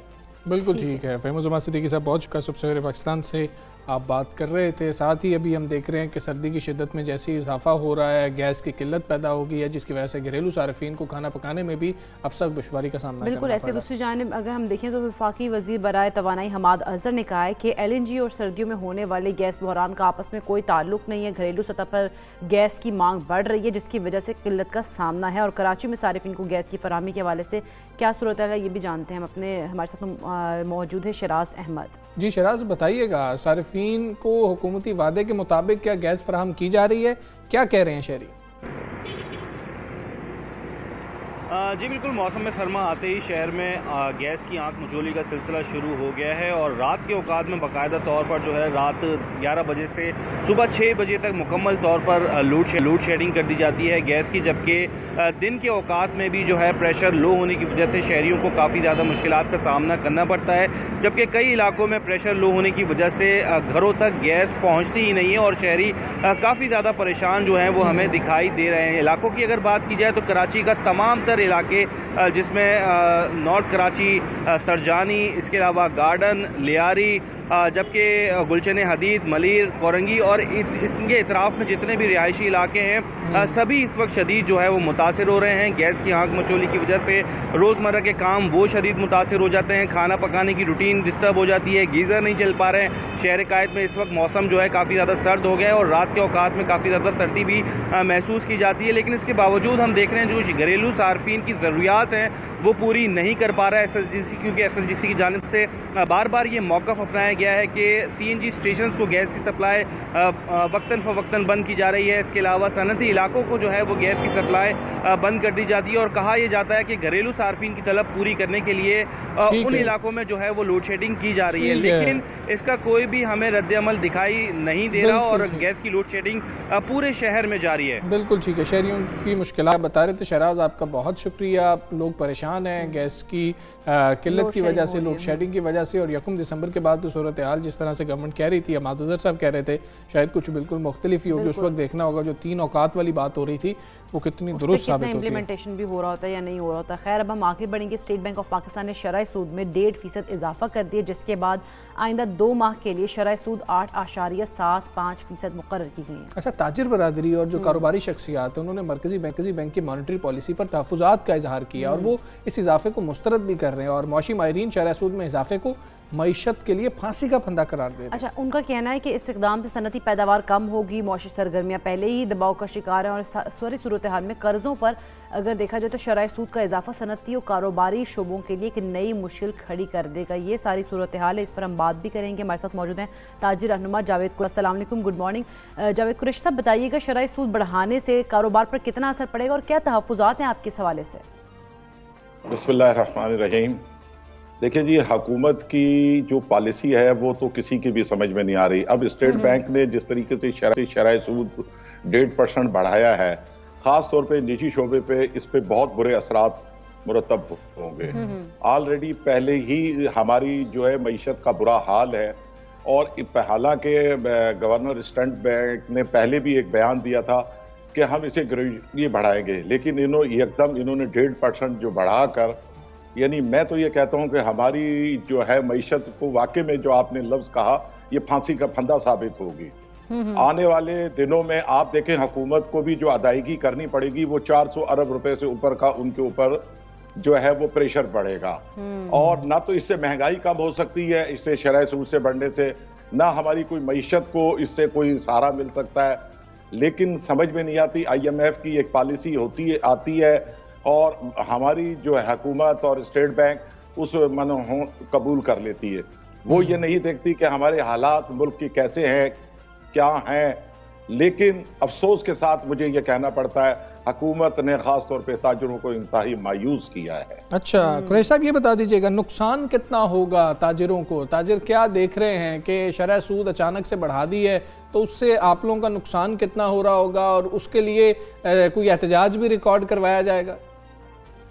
देखिए जी, नुकसान तो मैंने आपसे जो जिक्र किया, नुकसान तो निजी शोबे को बेताशा होगा। एहतिजाज की बात जहां तक रही है, हम वक्तन हुकूमत के ऊपर एहतिजाज भी करते रहते हैं और हुकूमत से कहते हैं कि वो अपनी सिम दुरुस्त करे, लेकिन हुकूमत टस से मस नहीं होती।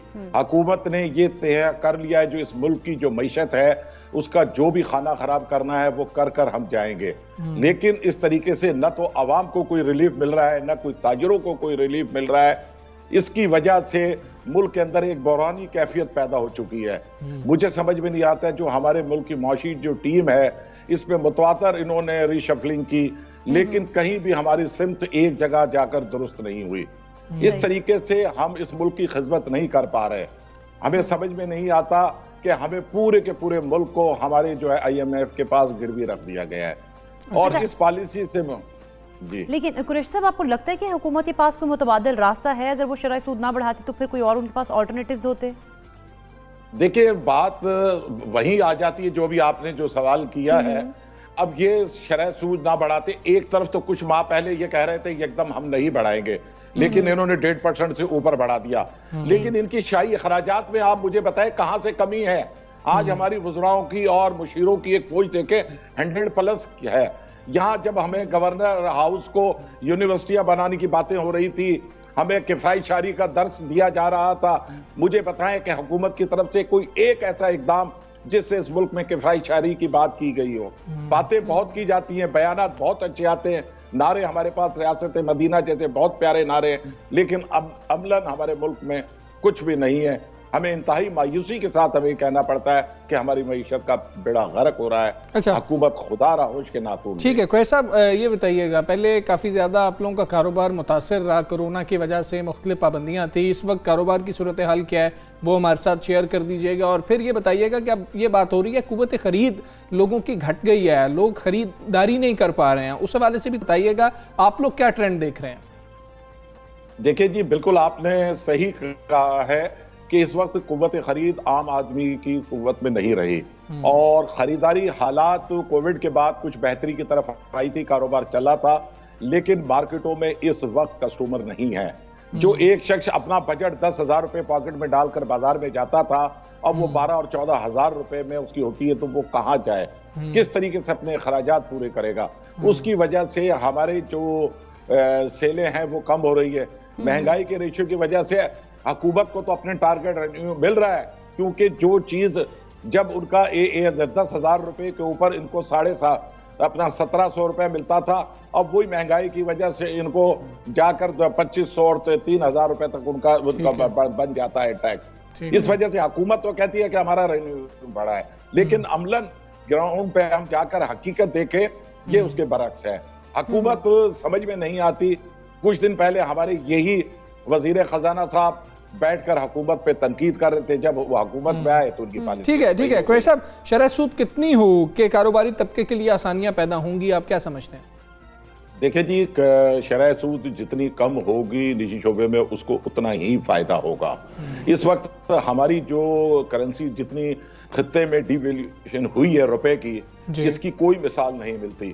آپ دیکھیں ہمارے برابر میں ایک افغانستان، جب وہ لوگ بوریاں بھر کر اپنی کرنسیاں لاتے تھے اور انہیں جا کر 2-4 بوریاں آٹے کی ملتی تھی، آج اس کی سے بھی ہمارا بدتر ہے. بنگلہ دیش ہے، بھارت ہے.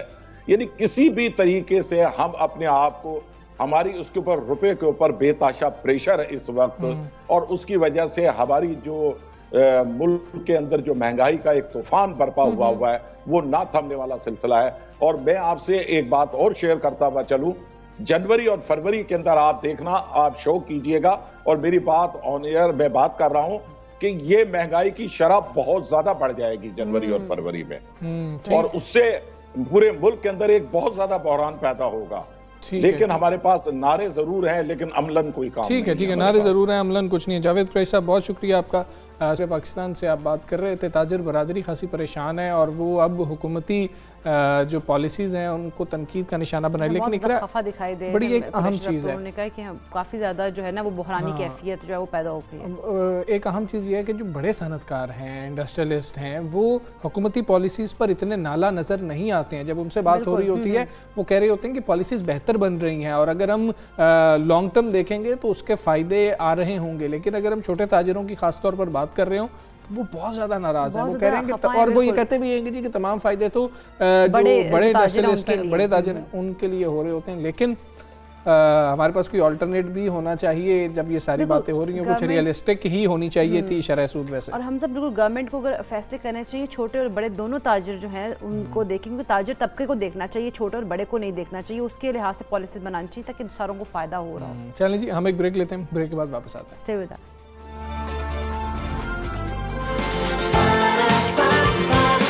صبح سویرے پاکستان، صبح سویرے Pakistan.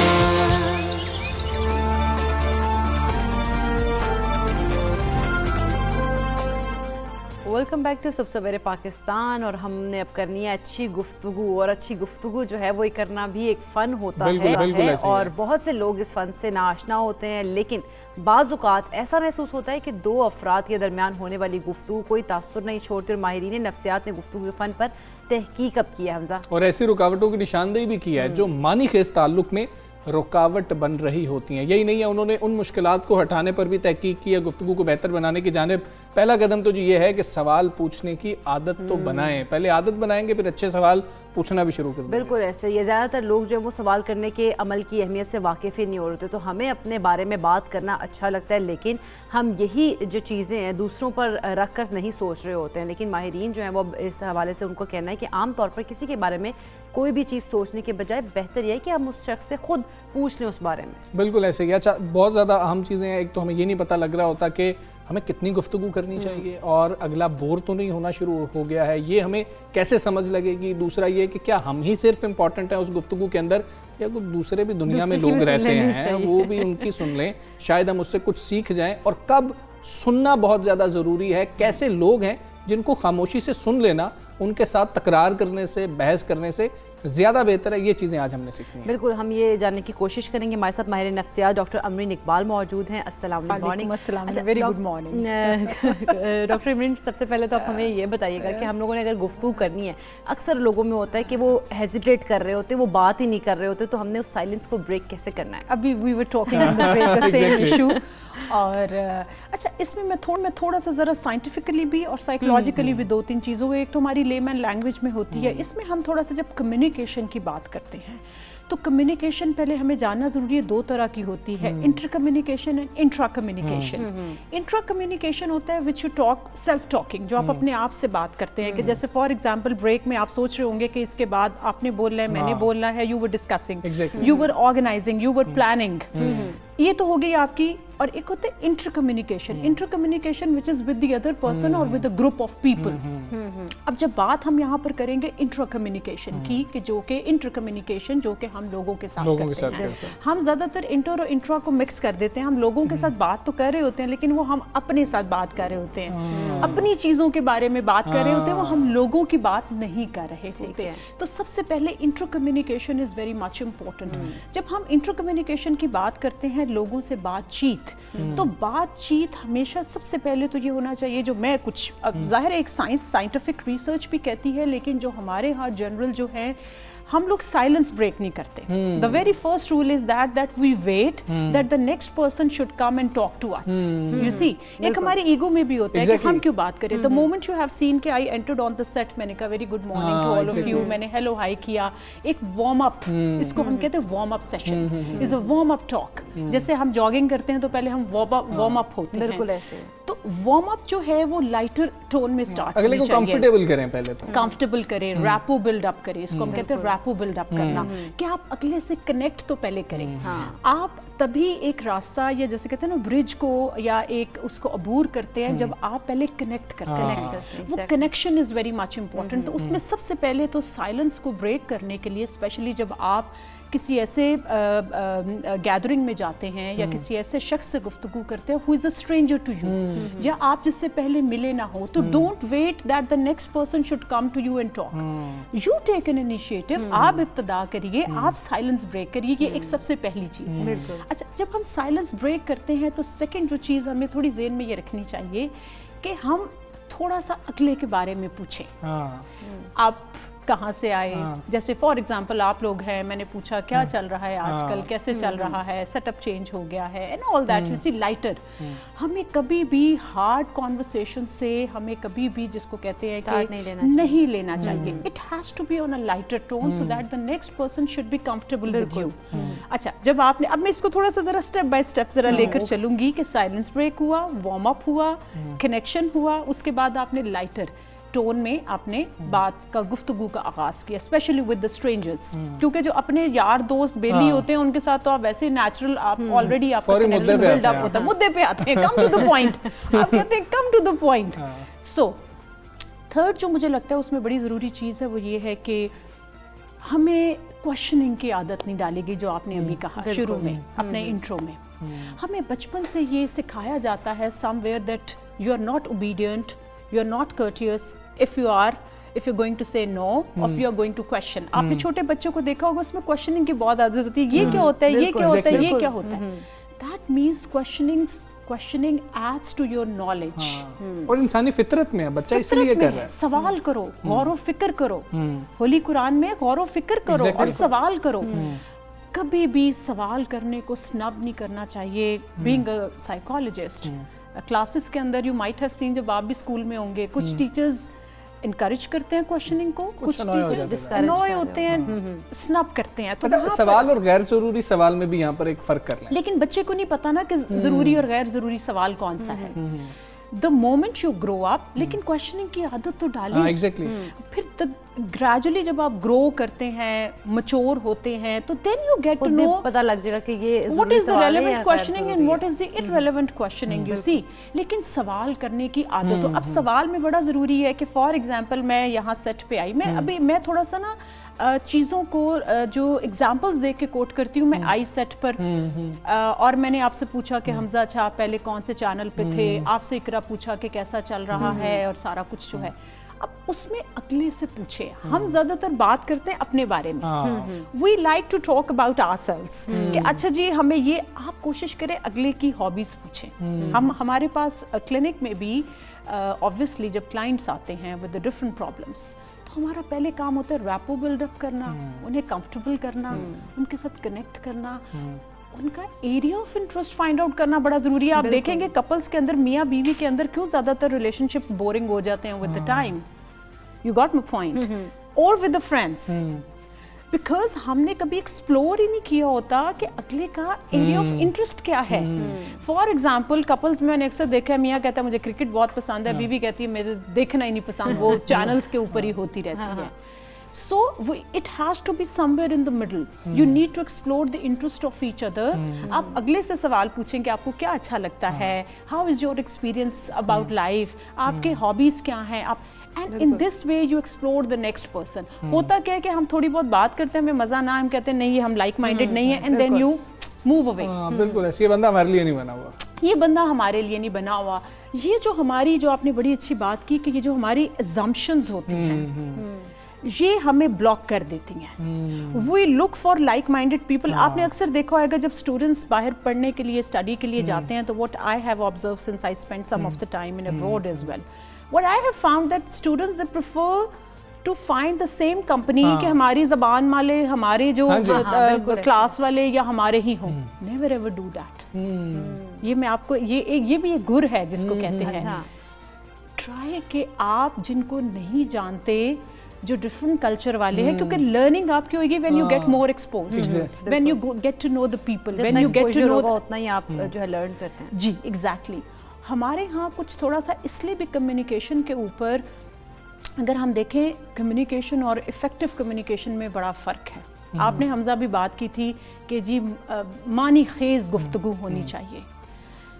Effective communication is very much important. होता कि हम डेली लाइफ में घंटा घंटा बात कर लेते हैं, खैर हर टाइम भी नहीं, फ्रेंड्स के साथ आप जब बैठते हैं, but your communication needs to be effective, specially जब कोई मुद्दा हो, जब कोई लॉजिकल कॉन्वर्सेशन, जब खास टॉपिक हो. आपने देखा होगा अक्सर कहीं कॉन्वर्सेशन हो और अगर कोई पॉलिटिकल या रिलीजियस या कोई इस तरह हो, तो लोग कहते हैं भाई छोड़ो इस पे बात नहीं करते. That means we are scared of our emotions. We are scared at the back of our mind. We are scared of our emotions. Doctor Amreen, हमें ये बताएं कि हर वक्त सिर्फ बोलना ज़रूरी है या फिर कभी आपको सुन भी लेना चाहिए, और किन लोगों को लाजमी सुन लेना चाहिए? One has to be a very good listener. क्योंकि मैं यहाँ बोलने के लिए बुलाई गई हूँ, इसलिए मैं बोल ज़्यादा रही हूँ, लेकिन हम आपको सुन रहे हैं. This is what the anchoring, this is what the moderation, that you throw a question and then you wait for the answer. ये भी वैसे चूँकि मैं एंकर भी रही हूँ, ये मॉडरेशन भी, तो मैं एंकर्स को हमेशा ये कहती हूँ, आपका काम है you throw a question, then be patient, and then you see give the chance to the others to speak, whether it's the guest या हमारे क्लिनिक की अगर बात हो जाए कि हम जब पूछते हैं तो वी वेट के वो अच्छा. इसमें आपने कहा कि सुनना, दोनों चीज़ों में बैलेंस होना ज़रूरी है. You have to be a good listener as well as you have to be a good speaker. अब जहाँ पर कोई क्वेश्चन कर रहा है और आप चुप करके बैठ के मुंह देख रहे हैं, वो नहीं हो सकता. So one has to be rational in approach. कहाँ बोलना है, कितना बोलना है, कितनी इफेक्टिव कम्युनिकेशन होनी चाहिए. Did I ask you before the slot के मेरे पास टाइम कितना है? मैंने पूछा था मेरे पास कितना टाइम है बोलने के लिए. आपने अक्सर देखा होगा वीडियोपॉलॉजी मोटिवेशनल स्पीकर्स या ये वो बात बहुत लंबी कर देते हैं, च्युइंगम की तरह खींच देते हैं, फिर सिरा नहीं पकड़ा जा रहा होता. उसको सम अप करना, कंक्लूड करना मुश्किल हो जाता है. सिमिलरली क्लासेस के अंदर, चूंकि एजुकेशनिस्ट भी हूँ, क्लासेस के अंदर भी चाहिए कि बड़ी इफेक्टिव कम्युनिकेशन. आपने देखा होगा स्टूडेंट्स अक्सर कहते हैं कि बस 25-30 मिनट आधे घंटे के बाद कंसंट्रेशन स्पैन खत्म हो गया है. ये बड़ा ज़रूरी है कि आप अपने टॉपिक को भी स्विच करें, उसमें इंटरेस्ट पैदा करें, उसको बोरिंग ना होने दें. बिल्कुल ऐसे ही, उसको बोरिंग भी नहीं होने देना और इंटरेस्टिंग बनाना. इफेक्टिव जो है हमने वो कम्युनिकेशन करनी होती है. बहुत शुक्रिया डॉक्टर अमरीन, आप सर पाकिस्तान का बहुत great job. Thank you so much ji, thank you so much जी. हाँ जी, बहुत ज़्यादा ज़रूरी है. अच्छे लोगों को सुने भी, लेकिन अपनी राय लाजमी रखें. अपनी राय होगी तो आप ज़िंदगी में कामयाब हो सकते हैं. अपनी राय के बगैर, अपनी सोच के बगैर आप कुछ नहीं कर सकते. और सिर्फ दूसरों को सुनना भी नहीं है. ये भी बड़ी एक जो है ना पर्सनैलिटी के अंदर प्रॉब्लम्स आ जाएंगी. हम आपके साथ शेयर करते हैं कि जी पाकिस्तानी जो खिलाड़ी है ना, वो पकड़े नहीं जा रहे हैं. वो जीतते चले जा रहे हैं, जीतते चले जा रहे हैं. माशाल्लाह, नजर भी ना लगाए उनको. आज तीसरा मैच है. मैं वो यही माशाल्लाह हमजा कहा करो हमेशा, हमारी टीम को नजर नहीं लगनी चाहिए. और आज तीसरा T20 और आखिरी भी मतलब होगा. तो आज भी यही उम्मीद है और यही दुआएं भी होंगी हमारी कि आज भी हम ये है जो 3-0 जो हम लोग जीत जाएंगे. बिल्कुल जी. इरफान हमारे साथ मौजूद हैं, इरफान ज़हीर, उनको शामिल इरफान. अस्सलाम वालेकुम, गुड मॉर्निंग. इरफान, आज तीसरा मैच है. पहले तो मुझे ये बताएं कि धानी ने खेलना है आज के नहीं खेलना, आपके पास क्या खबर? देखिए, बड़ा अनफॉर्चुनेट है कि आप इतने ज़्यादा स्केर्ड थे कि आपको यंगस्टर को चांस देना चाहिए था. ऑल आउट जाना चाहिए था यंगस्टर के साथ और अपने तमाम सीनियर प्रोस को रेस्ट देते. तो मेरा ख्याल है हार जीत को आपको कहीं ना कहीं साइडलाइन करना पड़ता है, थोड़ा पीछे रखना पड़ता है. आप अच्छी वर्ल्ड कप की जर्नी खेल के आए हो, आपने अच्छा खेला है, आप कॉन्फिडेंट तो रहे. अभी 8-9 मंथ के बाद दूसरा वर्ल्ड कप आने के बाद टीम रीबिल्डिंग प्रोसेस में आए. देखिए, मैं अक्सर टीवी चैनल पे बात कर रहा था कि 5 सीरीज कंसेक्टिव ऑस्ट्रेलिया हारी थी. ठीक है, वर्ल्ड चैंपियन बन के चली गई क्योंकि डिफरेंट उन्होंने एक्सपेरिमेंट किए, डिफरेंट प्लेयर को ट्राई किया. एंड में जो उनको बेस्ट लगे उनके साथ वो वर्ल्ड कप में उतरे और वर्ल्ड कप लेके चले गए. तो ये आजकल की क्रिकेट, मॉडर्न क्रिकेट के अंदर साइंटिफिक हो चुकी है. साइंटिफिक क्या है कि आप अप्रोच चेंज करनी है, आपको इंटेंट चेंज करनी है. अपनी धानी के साथ ज्यादती गई, हैदर अली को भी मेरा मानना था कि उसको भी डाल देते क्योंकि ऐसे प्लेयर जिनको ऑस्ट्रेलिया या बड़ी टीमों ने नहीं खेला था वो गो फॉर द किल वाली सिचुएशन में जाते और मेरा ख्याल है कि बड़ा एक वाइटल रोल प्ले कर सकते थे. बट हमारी वही एक लिमिटेड अप्रोच के साथ हम खेलते हैं कि हमने यही बंदे हैं, यही हैं. जिस तरह हमने वर्ल्ड कप में बहुत बड़ी मिस्टेक की कि हमने विनिंग स्ट्रीक के साथ जाना है. देखें ना, आपके पास अगर आपके 15 का स्क्वाड है, 3 रिजर्व है, तो इतने लोग लेके जाने का ऑब्जेक्टिव क्या है कि अगर आप वीकर लिंक के साथ कैरी कर रहे हैं. हसन अली को छोटी टीमों ने भी अटैक किया था तो आपको चाहिए था कि एटलीस्ट एक आधी तो अल्टरेशन कर देते. बट वो हमें पता है कि हम इस चीज़ पे नहीं करते. और आज शेब मलिक की खबर आ चुकी है, वो नहीं खेल रहे. वो आज वापस चले जाएंगे दुबई. उनके बेटे की शायद तबीयत ठीक नहीं है. तो क्या इफ्तिखार को चांस मिलता है? इफ्तिखार को लग रहा है कि खिलाया जाएगा. तो मतलब मोस्ट लाइकली का आपको करना चाहिए. लग रही है कि तीसरे मैच में चेंजिंग्स होंगी कुछ जी जरूर करनी चाहिए. मैं तो उसका बड़ा अच्छा, क्या मतलब कि वैसे जरूरत नहीं है सरफराज का, तो हमें सबको पता है. आप देख रहे हैं कि ऐसी भी कोई तब्दीली आ सकती है कि सरफराज को भी चले साथ लेके जा रहे हैं, उनको भी रिजवान की जगह खिला लें, नीचे से भी शायद नवाज की जगह इमाद आ रहे हूँ या उस्मान कादिर आ रहे हूँ. आज नहीं करना तो मैं वही कह रहा हूँ कि मस्त चाहिए, लेकिन इनकी थोड़ी सी ना स्केयर अप्रोच ये है, कोच के हद तक भी, कैप्टन की हद तक भी. इनके अंदर ये है कि खुदा न खास्ता हम कहीं सीरीज हार गए, कोई मैच हार गए तो हमारे पे क्वेश्चन मार्क ना आ जाए. तो वो किसी तरह का भी रिस्क लेने को तैयार नहीं. जिस तरह पीसीबी ने कल जॉब के तो दे दिया लाइक कोच के लिए. तो कोच तो हमें शुरू से मालूम है कि नया कोच आएगा. तो यार आप थोड़ा सा, सुकनैन साहब बड़े अच्छे हैं, बड़ा जबरदस्त विजन रखते हैं, तो थोड़ा सा आपको दिलेरी भी दिखानी पड़ेगी. बाबर को भी दिलेरी दिखानी पड़ेगी. हमें देखे ना कि हमने ओपनिंग के अंदर कई दफ़ा हमजा कई शोज में बात की कि हमें पावर प्ले के अंदर हमें हिट करेगा. ये बाबर रिजवान नंबर 1 बैट्समैन है लेकिन हमें हिट करेगा. आप देख लें कि वर्ल्ड कप में हिट कर गया ना. 20 स्कोर 25 स्कोर कम थे हमारे. नहीं वैसे एक तो वैसे आपने क्वेश्चन देना था ड्यू फैक्टर की वजह से 25-30 रन का. दूसरा ये है कि आप पावर प्ले में जब हर मैच के अंदर 30-35 कर रहे हो तो फिर आप कैसे अज्यूम कर सकते हो स्वाय स्कॉटलैंड के अलावा कि आप आखिरी 10 ओवरों में कुछ 125 मार देंगे. तो ऐसे हर टीम तो नहीं खाती आपसे स्कोर. तो आपको करना यही था कि आप जो मॉडर्न क्रिकेट आ चुकी है, आप पावर प्ले का पहली बॉल से लेके 120 बॉलें होती हैं T20 में, हर बॉल पे आपको ट्राई करनी है। बिल्कुल अब देखें ना, हर मैच में पाकिस्तान के 3 आउट हो रहे हैं, 4 हो रहे हैं, बाकी विकेटों के अब घर लेके आना था आपने, आप उसको ट्राई करते ऑल आउट जाते। दोनों सेमीफाइनल में यही ब्लंडर हुआ, फाइनल भी हो, मैं अभी तक इस चीज से बाहर नहीं आ सका। लग रहा है, नजर आ रहा है, सब सारे देख रहे हैं। उस स्मेल से वापस ही नहीं आए। वैसे बहुत सारे लोग जो है ना उसी स्मेल में अभी तक है कि हम अगर वो सेमीफाइनल हम जी जाते तो उसमें इतना नहीं हूँ, मैं इस अप्रोच से बाहर नहीं आ सका। देखिए वर्ल्ड क्रिकेट के अंदर ना छक्के लग भी जाते हैं, कैचेस भी ड्रॉप हो जाते हैं, लेकिन बैटिंग करने से किसने रोका आपको? इंग्लैंड को किसने रोका था बैटिंग करने से? पाकिस्तान को किसने रोका था बैटिंग करने से? न्यूजीलैंड को फाइनल में किसने कहा था 7 ओवर नहीं बाउंड्री मारनी? ये मैं इस समय से बिल्कुल बियॉन्ड है मेरी से कि ये क्या क्रिकेट हो रही है, कि किस तरह की अप्रोच के साथ खेला जा रहा है। तो ये कुछ क्वेश्चन मार्क बहुत ज्यादा है ये इंटेंट के ऊपर, बहुत ज्यादा है। लेकिन अच्छा अब अगर हम देखें तो बांग्लादेश के खिलाफ जो है वो हमारा वो टेस्ट सीरीज का भी आगाज हो रहा है, वो कितनी इंपॉर्टेंट होंगी हमारे लिए? देखिए पहली तो T20 भी बहुत इंपॉर्टेंस रखती थी, क्योंकि लास्ट 3 ईयर से बांग्लादेश कोई सीरीज नहीं आ रही थी अपने होम ग्राउंड के। तो हमने पहली टीम है जिन्होंने दुनिया की पिचेस बना के और फंसा देते थे सबको, बल्कि गिरा देते थे। तो टेस्ट के अंदर भी इतनी इंपॉर्टेंस है। आल्दो के टेस्ट के अंदर हमारा स्क्वाड ज्यादा एक यूनिफाइड है, हमें पता है कि यही लड़के खेलेंगे। कल मैंने इंटरव्यू भी किया था अबद अली का भी, उनके साथ एक ही हमें चेंजिंग नजर आ रही है कि ओपनर साथ चेंज होगा, अब्दुल्ला शफीक या मामूल हक होंगे कोई। तो कहने का मकसद ये है कि टेस्ट हमारी फिर भी एक सीक्वेंस टेस्ट में उनके चांसेस बहुत कम है। अच्छा। क्योंकि उनके भी कुछ मेन प्लेयर अभी नहीं है और टेस्ट की टीम अभी उस तरह उनकी बड़े फॉर्मेट पे वो नहीं खेल पाते, छोटे फॉर्मेट में वो फंसाते हैं। अच्छा इरफान, सबसे अहम चीज़ आप बेहतर समझते हैं, आप राब्ते में भी रहते हैं, क्या पाकिस्तान का जो ड्रेसिंग रूम है 1 यूनिट बन के हमें नज़र आ रहा है? ऐसा माहौल आपने कितने अरसे बाद वैसे देखा है? ये बड़ी खुशाइंद बात है कि बड़े 1 यूनिट बन के कप्तान नज़र आ रहा है, टीम कप्तान की नज़र आ रही है, ये कितनी खुशाइंद है और कितने अरसे बाद पाकिस्तान ये अचीव करने में कामयाब हुआ? कितने कप्तान तो हमने खुद उतारे हैं खिलाड़ियों ने। ये चीज़ आप बिल्कुल ठीक कह रहे हो। चैंपियन ट्रॉफी के बाद हमें ये एनवायरनमेंट नज़र नहीं आया। चैंपियन ट्रॉफी के बाद 3-4 साल के बाद ऐसा एनवायरनमेंट नज़र आया कि लड़के खेल रहे हैं, एंजॉय कर रहे हैं, कोई स्केयर एलिमेंट नज़र नहीं आया। सबसे बड़ा क्रेडिट तो ऑब्वियसली इस्तिक्लाल मुश्ताक को जाता है कि जिस तरह इस पिछली मैनेजमेंट के ऊपर से आमिर ने बात की और 5-6 प्लेयर ने बात की कि वो बिल्कुल दबा के रखा हुआ है, उन्होंने मुलाजम करके बना के रखा हुआ है कि यस सर वाले बेंड करके रहना आपने। वो जैसे ही मैनेजमेंट की तो हमें नजर आया कि बाबर को भी लिवरेज दी गई कि तुम कैप्टन हो और तुम अपने डिसीजन कर सकते हो, उसकी बॉडी लैंग्वेज से नजर आया। तो लेकिन सिर्फ एक चीज है कि बाबर को अब अपने डिसीजन बड़े लेने पड़ेंगे।